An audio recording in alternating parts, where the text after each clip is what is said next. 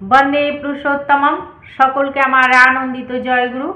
আজ ইষ্টকথায় আমরা আলোচনা করব, একজন কমেন্ট করেছেন যে পরম দয়াল শ্রী শ্রী ঠাকুর তো এখন নেই, তাহলে আমরা ইষ্টভীতি করব কেন আর কোথায় পাঠাবো? আপনার কি মত এই নিয়ে আমাদের একটু বলুন। বন্দে পুরুষোত্তম, সকলকে আমার আনন্দিত জয়গুরু। এই যে কথার মধ্যেই আছে ইষ্টভীতি, মানে ইষ্ট মানে মঙ্গল, মঙ্গল তো সবসময়ই থাকে, তাহলে আমাদের এটা ইষ্টভীতিটা সবসময়ই করতে হবে। আর কোথায় পাঠাতে হবে? যেখানে ইষ্ট। শ্রী শ্রী ঠাকুর বলছেন, ইষ্টভীতি ইষ্টকেই দিস, করিস না তাই বঞ্চনা। শ্রী শ্রী ঠাকুর কিন্তু বলেই দিয়েছেন সব কিছু। এবার যদি দুইভাবে ব্যাখ্যা করা যায়, এক হচ্ছে শ্রী শ্রী ঠাকুর কি বলছেন, আর একটা হচ্ছে যদি সাধারণ যুক্তি দিয়ে দেখা যায়। সাধারণ যুক্তি দিয়ে তো আমরা দেখি ইষ্ট মানে মঙ্গল সবসময়ই আছেন, তাহলে সবসময়ই আমাদের ইষ্টের ভরণ করতে হবে আর পাঠাতে হবে ইষ্ট। ইষ্ট যার যেখানে ইষ্ট তা সে সেখানেই পাঠায়। যেমন শ্রী শ্রী ঠাকুর বলছেন কে? আমাদের ইষ্টকে শ্রী শ্রী ঠাকুর, আর তিনি সবসময়ই বর্তমান। ভগবান শ্রী রামচন্দ্র তিনি এখনো ভক্তের কাছে বর্তমান। ভগবান শ্রীকৃষ্ণ তিনি এখনো বর্তমান, কখনো তিনি থাকেন না এ কথাটা নয়, তিনি সবসময়ই বর্তমান থাকেন। ইষ্ট সবসময় বর্তমান থাকেন। আমরা যে মন্দিরে পুজো দিতে যাই, তিনি সেখানে জাগ্রত আছেন না, সমস্ত জায়গাতেই না, তাহলে তিনি সবসময় বর্তমান। আর একটা বাণী শ্রী শ্রী ঠাকুর বলছেন, ইষ্ট গুরু পুরুষোত্তম প্রতীক গুরু বংশধর, রেত শরীরে সুপ্ত থেকে জ্যান্ত তিনি নিরন্তর। তিনি যে নিরন্তর জীবন্ত হয়ে আছেন সেটাও তিনি বলেছেন। আর একটা যদি সাধারণ যুক্তি দেখা যায়, তাহলে যে ইষ্টভীতি, ইষ্ট মানে মঙ্গল, যতক্ষণ আমি মঙ্গল চাই ততক্ষণ আমি তার মঙ্গলের ভরণ করব। আর মঙ্গল তো আমরা সবসময় চাই, তাহলে সবসময় ইষ্টভীতির করার কথা কিন্তু তিনি বলেছেন। আর কোথায় পাঠাতে হবে সেই কাজটাও তিনি কিন্তু করে দিয়ে দেখিয়ে গেছেন। শ্রী শ্রী ঠাকুর যখন এই নরদেহে তিনি যখন বর্তমান ছিলেন, তিনি এখন আমাদের এই স্থূল চক্ষে সবসময় যেমন দেখা যায় না, সবসময় অনুভব করেন, তিনি কিন্তু স্থূল চোখে না দেখা গেলে সেই সময় কিন্তু তিনি কি করতেন? ইষ্টভীতিকে তিনি নিজে হাতে নিতেন। তিনি বলছেন, যখন ইষ্টভীতি কেউ করে মনোযোগ সহকারে করলে, তখন তিনি নিজ হাতে গ্রহণ করেন, তখনই করেন। কিন্তু যখন ওই 30 দিনের দিন পাঠানো হয়, তখন কিন্তু সব সময় পাঠানো হতো, কিন্তু এই সৎসঙ্গ ফিলান্থ্রপি অফিসে সেখানেই পাঠানো হতো। শ্রী শ্রী ঠাকুর কিন্তু করে দিয়েছেন এই সৎসঙ্গ ফিলান্থ্রপি। তাই সেই জিনিসটা এখনো আছে। সেই তো, হ্যাঁ। পুরুষোত্তম তিনি যখন শেষ অবস্থায়, যখন নরলীলা, তিনি তার দেহ ছেড়ে চলে যান, নরদেহ সেই স্থূল দেহ ধরে ছেড়ে চলে যান, তখন কি হয়? তিনি শেষ অবস্থায় যেমন করে গেছেন সেটাই কিন্তু কন্টিনিউয়াস চলে। সমস্ত মহাপুরুষদের কিন্তু সেটাই হয়েছে, সেটাই কিন্তু কন্টিনিউয়াস। আর তিনি করে দিয়ে গেছেন এই সৎসঙ্গ ফিলান্থ্রপি।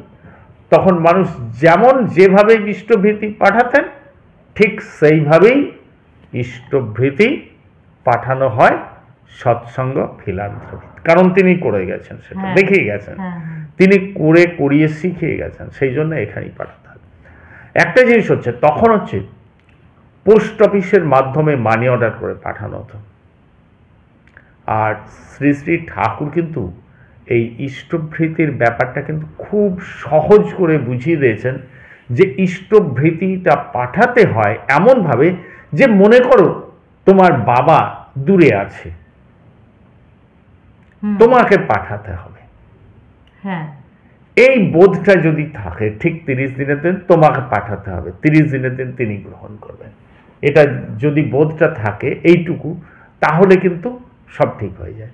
পরবর্তীকালে যখন ওই পোস্ট অফিসের মাধ্যমে পাঠানোটা অসুবিধা হয়ে যেতে লাগলো, তখন কিন্তু ওই সৎসঙ্গ ফিলান্থ্রপির বিভিন্ন কেন্দ্রে জমা হতে লাগলো, বিভিন্ন জায়গায় বিভিন্ন মন্দির বা বিভিন্ন উপযোজনা কেন্দ্র গড়ে উঠলো, এবং সবসময় কিন্তু এই ফিলান্থ্রপিতেই এইগুলো জমা করা হয়।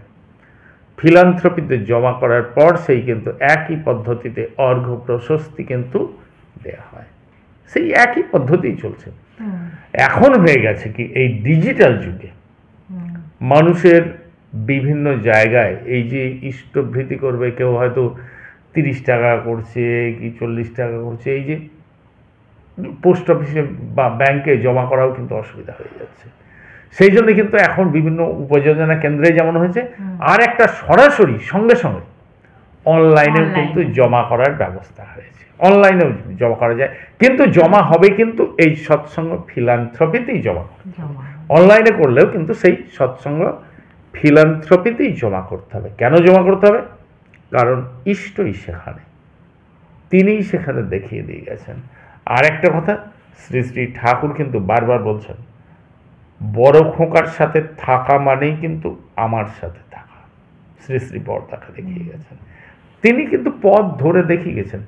আর তিনি যখনই বললেন, দীক্ষার কথা বললেন না, সদ্দীক্ষা তুই এক্ষুনি নেই, স্টেতে রাখ সম্প্রীতি, মরণ তারণে নাম জপে কাটেই অকাল জম্ভীতি। আবার তিনি বললেন কি, দীক্ষা নেওয়ার পরেই, দীক্ষা নিয়ে শিক্ষা ধরিস, আচার্যকে করে সার, আচরণী বোধ চয়নে জ্ঞানের সাগর হনা পার। তাহলে কিন্তু তিনি কিন্তু আর আমাদের কোনো কোশ্চেন নেই যে তিনি উত্তর দিয়ে গেলেন না, সমস্ত প্রশ্নের অবসান করে দিয়ে গেলেন। আমাদের আর অন্য কোনো প্রশ্ন থাকে না যে কেন করব বা কোথায় পাঠাবো। কেন করব, ওটা তো খুব বাস্তব, মঙ্গল চাই, মঙ্গল যোগ্য, সেই জন্য করব। আর যে করেছেন তাকেও মানে এটা ঠাকুর বাড়ি না গেলে তিনি বুঝতে পারবেন না। হ্যাঁ, এটা তো বটেই যে এতে মঙ্গল যোগ্য, সেই জন্য এটা করতে হবে আর পাঠাতে হবে। তিনি তো সেই ব্যবস্থা করেই রেখে গেছেন, সৎসঙ্গ ফিলান্থ্রপি, সেই সৎসঙ্গ ফিলান্থ্রপিতেই পাঠাতে হবে। আর একটা প্রশ্ন যে এটা বললেন, যে অনেকে বলে যে এই পয়সা পাঠানো নিয়ে অনেক মন্তব্য করে, যে ইষ্টভীতিটাকে নিয়েই সবাই না, যে এটা তো অনেকে যে আপনাদের তো এটা করতে গেলে পয়সা দিতে হয় কেন। খুব একটা ইন্টারেস্টিং প্রশ্ন, এই জায়গাটাই প্রশ্ন, কেন পয়সা দিতে হয়। সেই প্রসঙ্গে একটা বলি, এই ভারতবর্ষ কেন, সারা পৃথিবীতে যত অর্গানাইজেশন আছে, কোন অর্গানাইজেশনে তার মেম্বাররা পয়সা দেয় না? এমন কোন অর্গানাইজেশন কি আছে যেখানে তার মেম্বাররা পয়সা পাঠায় না? নিয়মিত যেখানে চলছে সেবা ক্ষেত্র, যেখানেই চলছে, অনেক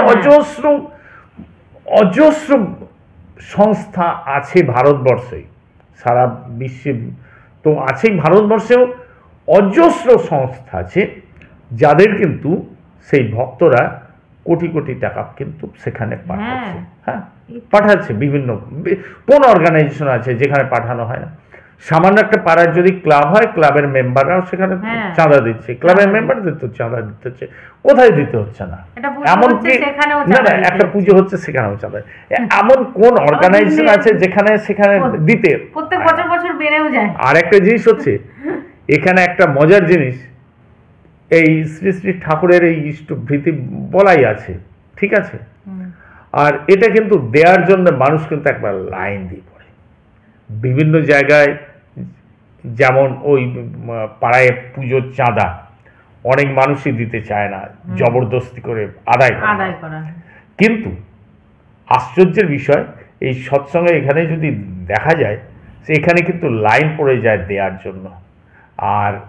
আর একটা মজার বিষয় হচ্ছে যে ইষ্টভৃতি ইষ্টর কাছে পাঠাতে হচ্ছে তার ভরণের জন্য।